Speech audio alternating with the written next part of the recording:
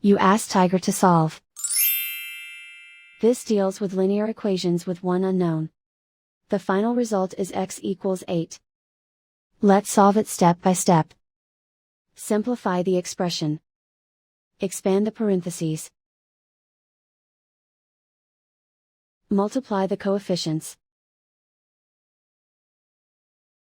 Simplify the arithmetic. Group all constants on the right side of the equation. Add 14 to both sides. Simplify the arithmetic.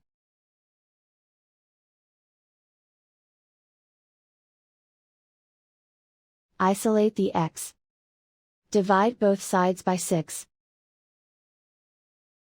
Simplify the fraction. Find the greatest common factor of the numerator and denominator. Factor out and cancel the greatest common factor. And so the final result is x equals 8.